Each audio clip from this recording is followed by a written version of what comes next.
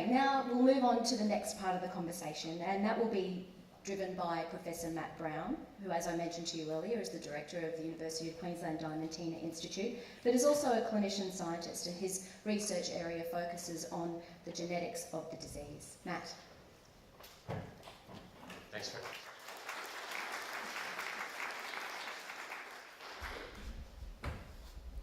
So I'm going to talk to you today about what I think is going to be the biggest change in clinical practice that I'll see in my career. I'm roughly halfway through my career, and just before I started in medicine, the next biggest change in clinical practice over the last 50 years occurred when we developed imaging technologies like CT and MRI scans, which allowed clinicians to be able to look below the skin. And the sequencing technology which we're now going to have is going to allow us not just to look below the skin, but within cells, and then looking at the basic machinery which drives what those cells and what our organs do, and in turn the diseases that we're likely to get and do have. So it's an incredibly exciting period of time, and I hope that you pick that up from the presentations that you see today, that this is going to bring about really major changes across all fields of medical practice.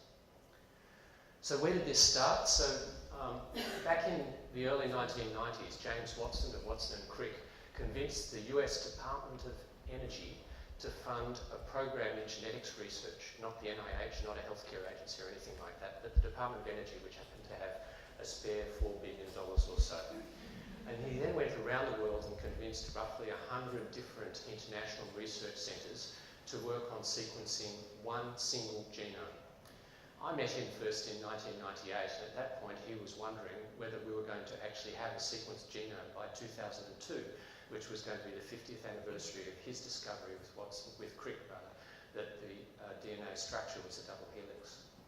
Anyway, it was achieved a few years early, but at a cost of $3.8 billion to do one genome, which you can imagine, considering that the NHMRC's budget in Australia is less than $1 billion, would mean that genetics research was hardly likely to take off in Australia.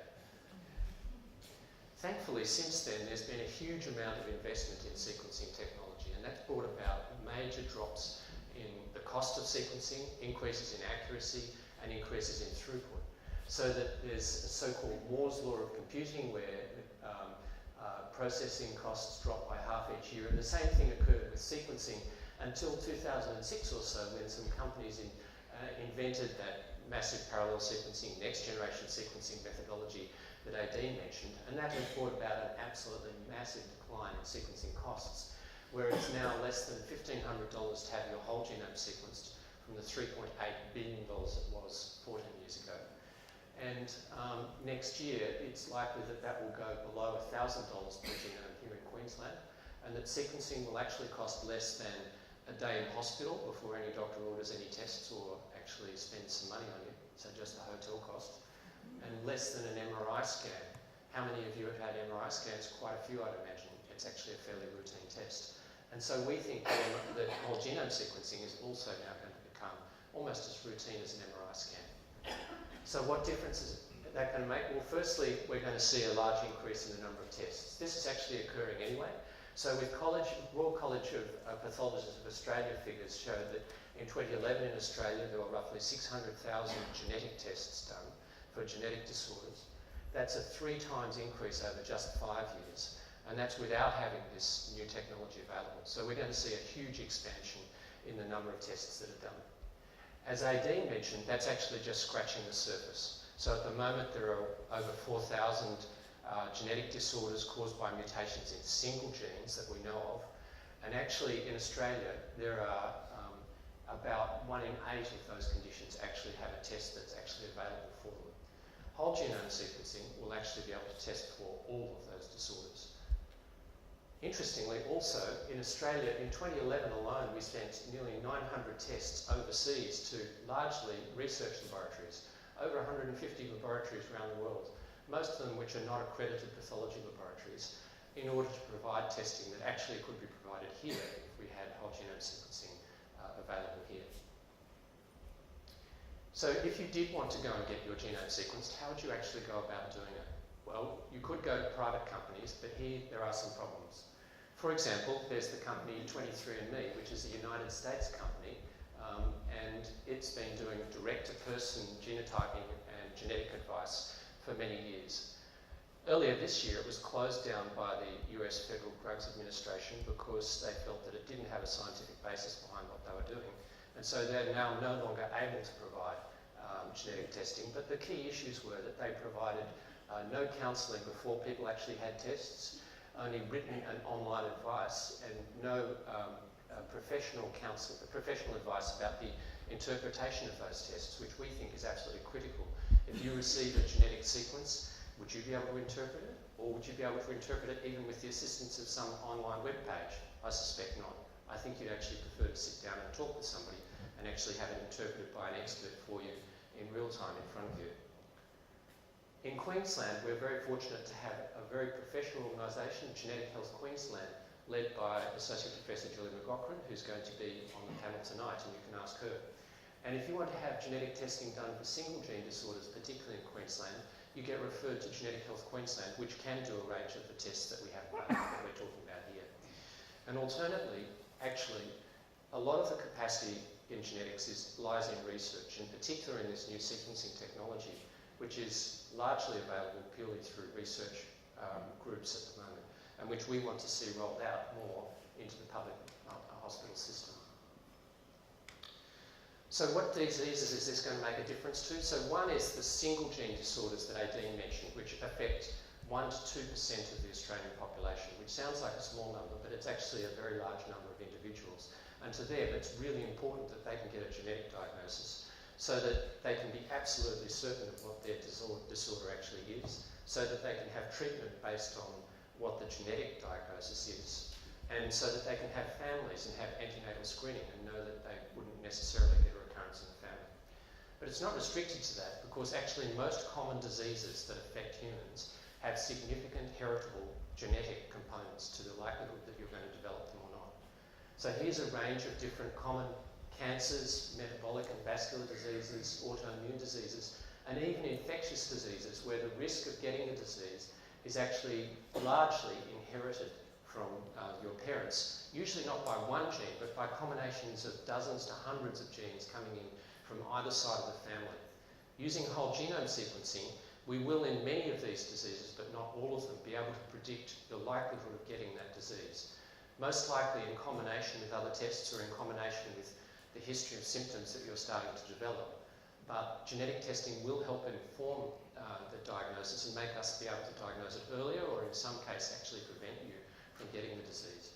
So what we want to do is move from a situation at the moment in clinical practice where we largely, doctors see patients with established disease, so you go to see the doctor when you've already got the condition and then you receive a treatment for that condition, moving it back up the pathway so that we see people either who have, say, very early arthritis, when we know that we can suppress the arthritis easily and treat them and make it go away, or in pre-symptomatic disease, or even in people just at risk of disease and preventing them altogether. True preventative medicine, which only really works when you actually can target it to people who are at highest risk.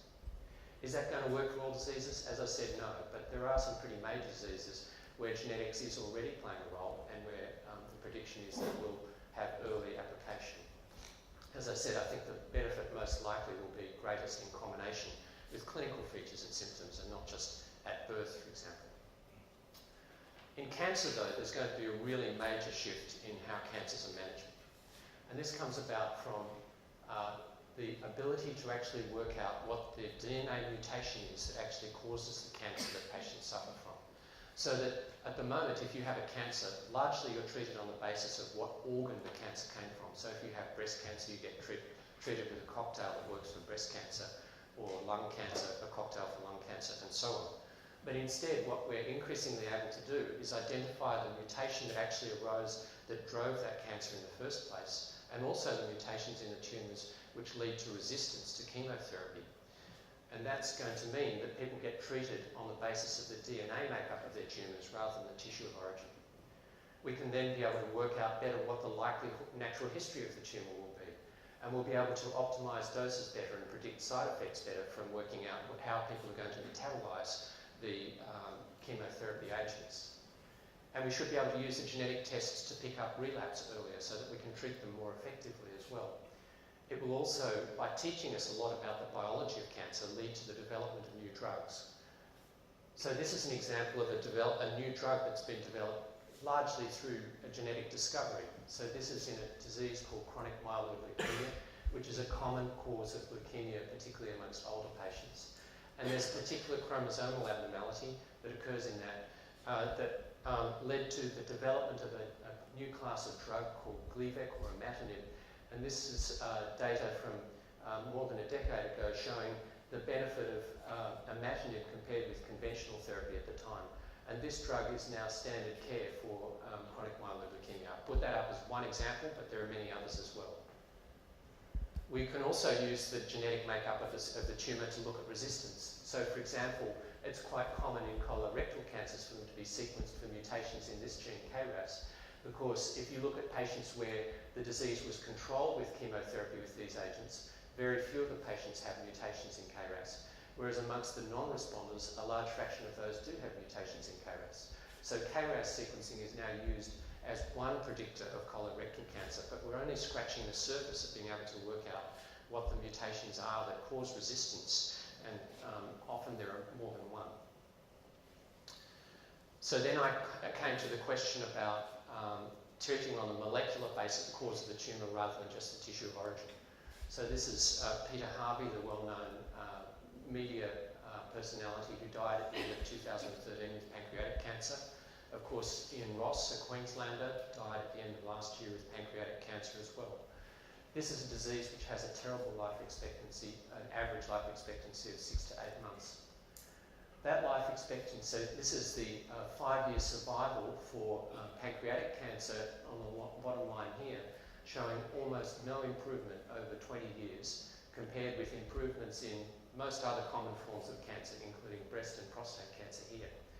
And in fact, there's not really been a significant improvement, it's said, in pancreatic cancer over 50 years, so it's a terrible disease. So with research that actually came from University of Queensland's Institute of Molecular Biosciences, led by Professor Sean Grimmond, they discovered a really interesting genetic driver of a small subset of pancreatic cancers that just illustrates the sort of thing that you can do if you know the mutations that are going on. So, for example, the breast cancer is, it's known that a proportion of patients with breast cancer have mutations in the HER2 gene, and the drug Herceptin works in breast cancer patients that have that mutation. In a particular type of gastric cancer, similarly, they have mutations in the HER2 gene, and the same drug, which targets the HER2 receptor, is effective in that type of gastric cancer. So what the IMB researchers discovered was that a small proportion of pancreatic cancer patients also have the same sorts of mutations in pancreatic cancer, meaning that we'll now be able to take a drug which is used for breast cancer and trial it in a subset of patients with pancreatic cancer, and there's a lot of optimism that this is going to work. So it's only a small subset of pancreatic cancer patients that have this particular mutation, but over half of pancreatic cancer patients are known to have mutations or increased expression of genes which we have treatments already used in chemotherapy which target them, and which could all potentially be used in this terrible condition. So what's going on here locally? So in the building above you, there's a facility called the University of Queensland Centre for Clinical Genomics.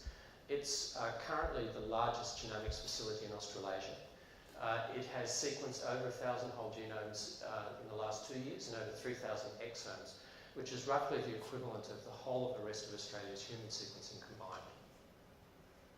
Early next year, we're going to have a major expansion of that facility with funding from largely philanthropic sources and universities, so from the Australian Cancer Research Foundation, University of Queensland, my own institute, Queensland University of Technology, and also the Princess Alexandra Hospital. And it's going to be capable of sequencing over 15,000 whole genomes a year at a cost of under $1,000 for the sequencing alone for that genome. Of course, then there's a lot of other things that you need to do to make that useful for patients. But this is going to bring to Queensland here in Brisbane a real resource which is going to hopefully drive major changes in medical practice across a range of fields in Queensland. So I hope I've convinced you that genomics is going to change the practice of medicine quite a bit over the next 10 years. that personalised medicine is on our doorstep for both rare and common diseases and cancers right now. And certainly that there's a big need for us to invest in medical genomics to make the most of the potential clinical and research benefits of these changes. So there are, of course, plenty of big issues that remain. One, of course, is data storage, because the amount of information that's produced per genome is huge, and when you multiply that by 15,000 or more times, it's going to be well beyond what the capacity of what we have now. But there are experts in that who can help us with that. There are also legal issues and ethical issues, and that's my segue to actually introduce Professor John Devereux, who's going to give the next presentation and talk about the social impact, legal issues and ethical issues of sequencing.